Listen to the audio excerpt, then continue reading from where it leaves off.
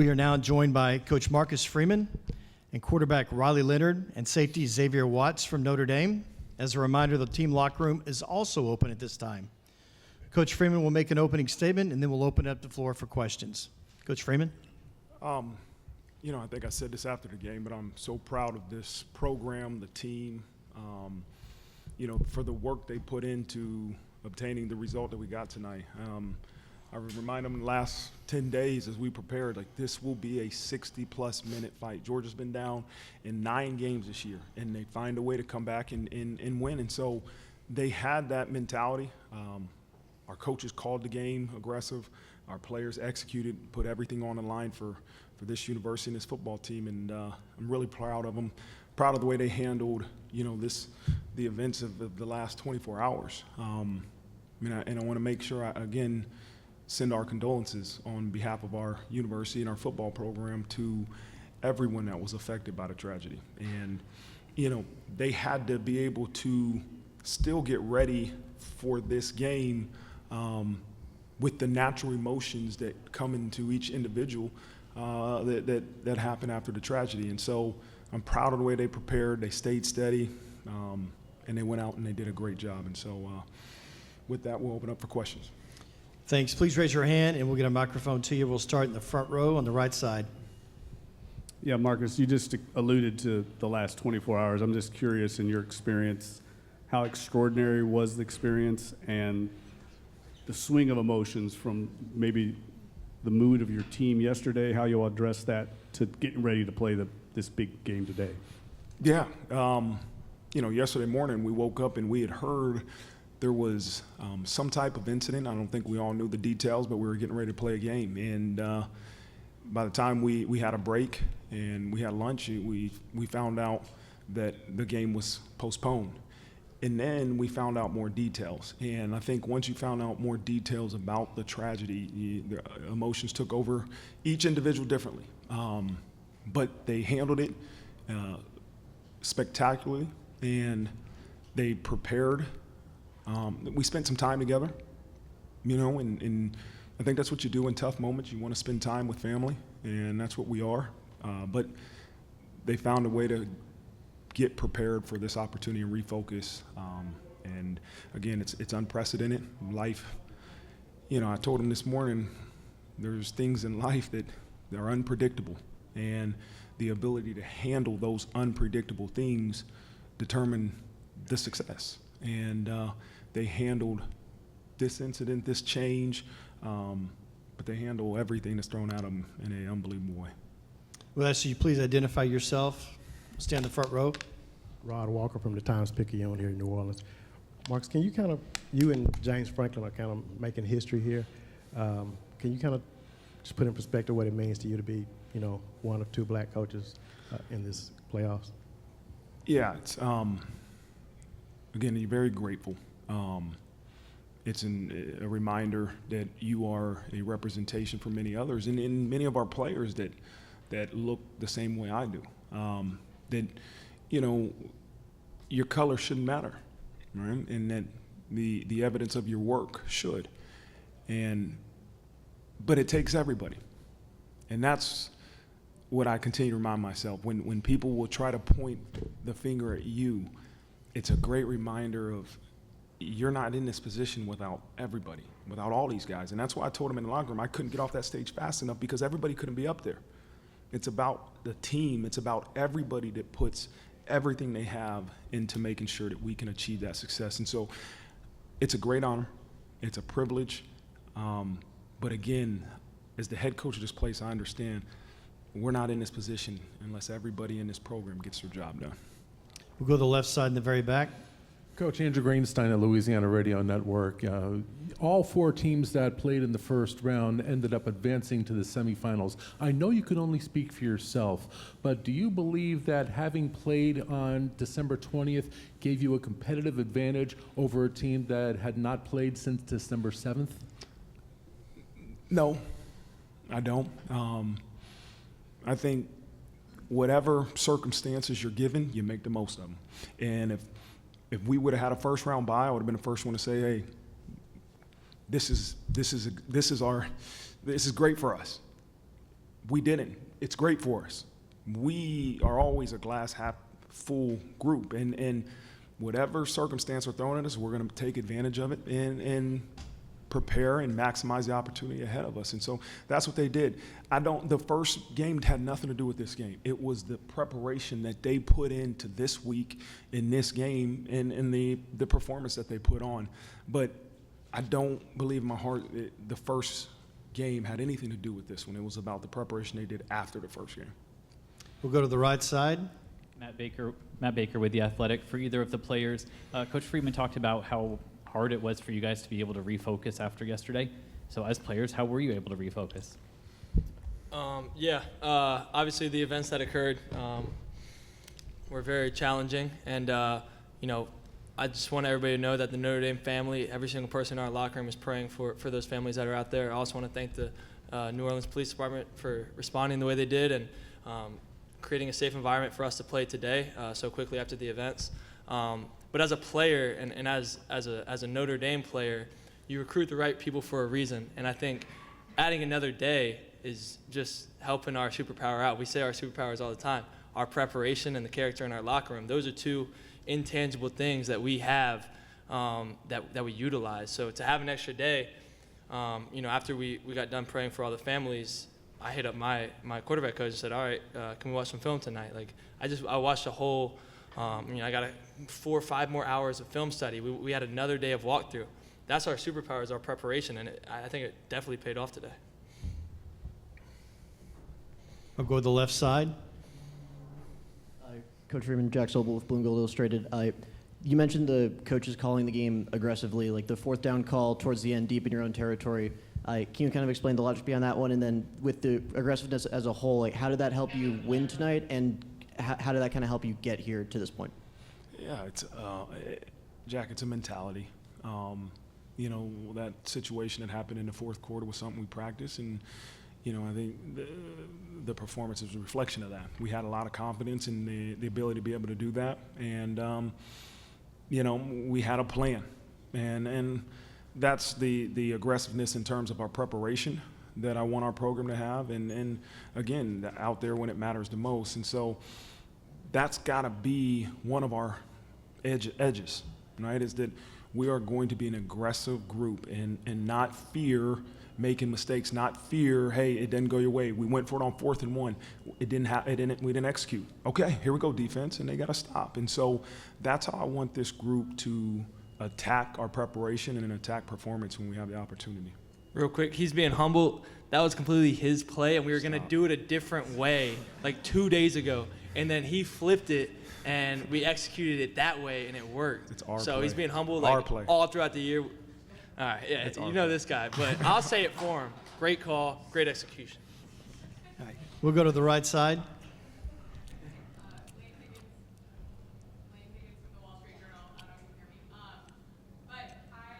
To ask you about the defense, particularly in the second half. Georgia was 0 for 5 on 3rd down, 0 for 3 on 4th down, and that's pretty dominant performance for one of the teams that has been one of the most physical in the country in the last few years. Why were you able to have such success in the defense, and what stood out to you? Well, we had 3 keys to victory on defense, and number 1 was to stop the run. And we didn't believe that we could lose this game by passing yards. But we could lose if we don't stop the run, and the defense did an amazing job at stopping the run, and that put them in some difficult 3rd down situations. And then another key to victory was takeaways, and the defense got 2 takeaways, a couple turnover on downs, which were huge. They were relentless. The one drive, I wasn't too concerned because a couple of their big plays were uncharacteristic defensive mistakes. We didn't get a call, this guy didn't get the check, and that doesn't happen to this group often. So I said, okay, we're good. Get it fixed. Go back out there. When they get the next opportunity, it'll be fine. And they responded in a great way. We'll go to the left side, the front row. It's for the guys. Vince D'Addario, Irish Breakdown. What does it say for you guys when you've got a coach that's willing to go for it on 4th down at your own 18-yard line? Like, what kind of confidence does that give you guys as players to know that he's got the confidence in you guys to do that? Yeah, I mean, just having a coach and that coaching staff that, like you said, that aggressive mindset kind of just gives us the confidence that, all right, these guys are all in. We need to be all in on the play call too. So, you know, when they go out there and like we need to go on 4th down and they want to be aggressive, you know, you need to go all in, make sure you do a job and get it done. So I mean, it's just so refreshing to have coaches like that. Okay, we'll go to the right side. Dylan Zinn from the Journal-Gazette in Fort Wayne. Riley, this one's for you.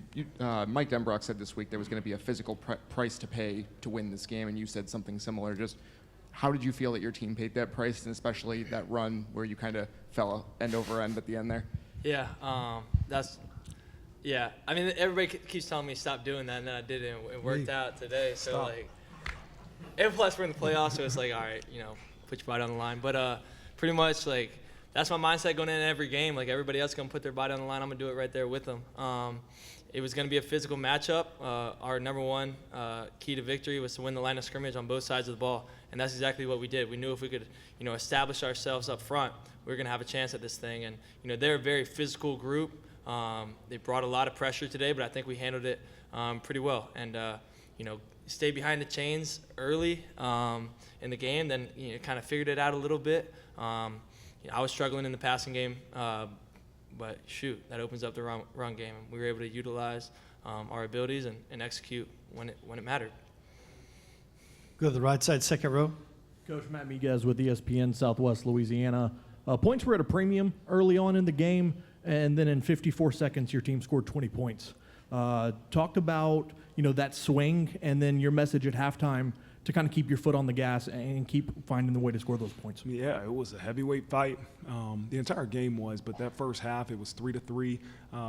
You know, first of all, Mitch Jeter did an amazing job today with field goals, his confidence. He had a great week of prep.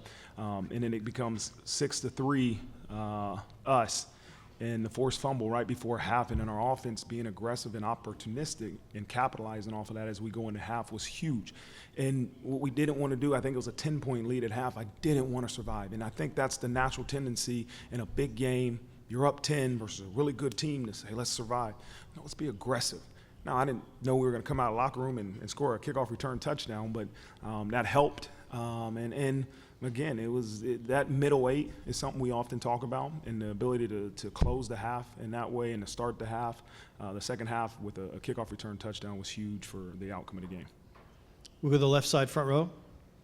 Yeah, Nick Douglas here. This is a question for Xavier and for Coach. In a game where, you know, points came at a premium, what does it say to hold a top team, specifically an SEC team, to 10 points through your defensive and through your special teams efforts?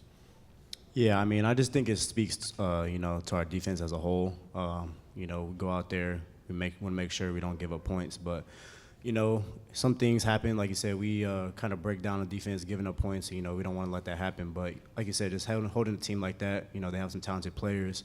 So holding a team like that to, you know, 10 points, low amount, you know, is pretty good for our sakes. Obviously, you don't want to give up any. But, you know, just really, you know, proud of the performance we put up, and obviously complimentary football with special teams. You know, J2 taking that kickoff out of halftime was really awesome. Just a good momentum swing, and it gives everybody juice. So, yeah, I love the way this group responds. You know, there was a couple big plays that Georgia made. They're a really good team and a good offense, and this group just responds. And we always say reload. Like, this play is the only thing that matters. That's the only thing consistent in a game, is that this play is the only thing that matters. And what you see is, you know, if somebody gives up the big play, they're able to reload and get their minds right for this play. And that was a reflection of the red zone defense, the big fourth down stops. You know, it's a great group. They got great leadership, great players, and, you know, they're doing a heck of a job. We'll stay on the left side in the back. Hey, Coach, back here, Jared Paul Joseph with the WGNO here in New Orleans. Considering everything that did happen in the last day or so, you have two players on your defense, Jaden Osbury and Jordan Clark, Louisiana guys, and one has a pass deflection, one has a fumble recovery. What do you think it says about them and their ability to be able to still come out and make plays considering something happening in their home state? Yeah, they were extremely excited to come home and perform. And, you know, there was a time yesterday evening that I wanted our players to spend some time with their families that were here. You know, being a parent myself, you know, in times of tragedy, you want to be around your children. And, I gave the players from about 6 to 9 last night a chance to just go be with your family if they're in town. And I think that helped the parents as much as it helped the players to be around each other and to help them reset and get their mind into a place that it needed to be for today. But those two guys have been brilliant all year, and they did a good job in their hometown. We go to the right side. How you doing, Coach? I'm Chase Gisper with the Daily Star here in Hammond, Louisiana. I thought this was a true team win today, all three phases. Offense making plays when you needed them, defense came up big, and then special teams, 3 for 3 on field goals, then obviously the kickoff return. How satisfying is it for you as the coach when you see all three phases really just clicking on all cylinders? Yeah, I mean, that's what it takes to win versus Georgia in the quarterfinals of the college football playoffs. Like, it's going to take that. It's not going to be 1 or 2 phases. If we expect to continue to move forward in the college football playoffs, it's going to take all 3 phases. And we feel strongly about all 3 phases. But that's what it's going to take. And it was a great performance today. And now we got to get some things cleaned up, find a way to get better in this week of practice. And then we got another opportunity to go out there and perform in all 3 phases here on January 9th, I think, here at the Orange Bowl. Stay on the right side in the back. WSBT. I know you're going to turn the page quickly on this, but there are a lot of Notre Dame fans that have been looking forward to a win of this magnitude for a very long time. I'm curious if you sense that when you talk to fans, just how big of a game this is for Notre Dame as a program, and then just personally, how much pride do you take in what you guys have been able to do thus far this year? Pete, the passion that Notre Dame fans have for this place and this football program is tremendous, and that's why a lot of us are here. We want to be at a place that has high expectations, that their fans are passionate about it, the administration and everybody's aligned in terms of putting all their efforts into helping this place succeed. And so it's an honor, and we want it as bad as our fans want it. But what you want doesn't matter. It's what you're willing to do. And that's what we got to continue to focus on, the work that it takes to achieve that outcome that we all want so badly. And so, we're going to get back to work, me and Pete. We're going to get on this plane. Let's watch it and find ways to improve and look at the schedule. I might give them tomorrow off maybe, give them a chance to reset. But we got to start game planning for a tough opponent. I saw a little bit of the Penn State game, and listen, it's going to be a great challenge for us. But I'm excited for it. Go on the left side in the back. Hey, Marcus. John Sokoloff with WGNO here in New Orleans. What does it mean to you to be able to make history here in New Orleans by winning college football playoff quarterfinal game, being one of the first teams to ever do it in the sports history? What does it mean to you to be able to do that here in New Orleans? It's an honor.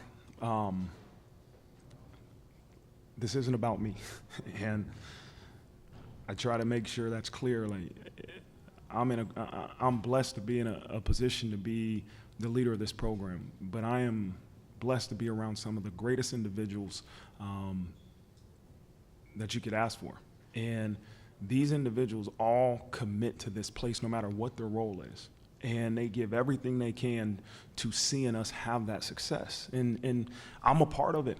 Yes, I'm the leader at times. Yes, I'm the leader. But I'm a part of a big group that we all have to put the work in. And so I hope every person in this program feels a part of that, the record of wins and whatever there is. But I just love being on the journey with these guys. I love motivating them. I love pushing them. I love challenging them in different ways because they just continue to respond in any way that you challenge them. But it's an honor and a privilege and a lot of fun to be on this journey together. We have time for one final question. We'll go to the left side. Marcus and Riley, since RJ's been your teammate for a long time, like after RJ might not have had the regular season that he wanted, like what does it mean to you guys, and what does it say about him to see him make a play of that magnitude that changes the game? Yeah, to speak on RJ a little bit, a lot of people don't understand how good of a person he is and how smart he is and how much of a hard worker he is because he's a mellow guy. He's not going to say much. But if you're ever in the facility, like 5 hours post-practice, he's going to be somewhere doing something to get better. I mean, the consistency amongst this guy is insane, and I've been seeing it for 4 years now in my college career, and I'm grateful that he was able to, come with me to this place. But this is a very mature guy we're talking about, and somebody who's not going to say a word whether things are going good or bad. He's going to put his head down and work, and that's kind of the MO of our season. I heard a quote last week, Henry Ford, whether you think you can or you can't do something, you're right. And RJ believed in himself all season, and it's finally starting to come pay off for him. Yeah, Riley said it perfectly. These guys don't always control the amount of plays they get, right? Those are determined by your coaching staff in terms of what they need out of your role for this game. And RJ's a guy that no matter what the role is that's determined for him, he puts everything into it. And, when you have that mindset and you have that work ethic, good things like what happened today happen to you, and if you're sitting here and complaining about why you're not playing more than the next guy, then you know what, you're not putting everything into making the most out of your opportunity. RJ Oben is a guy that makes the most out of every opportunity he gets. And that concludes the Notre Dame press conference. Thanks, Coach.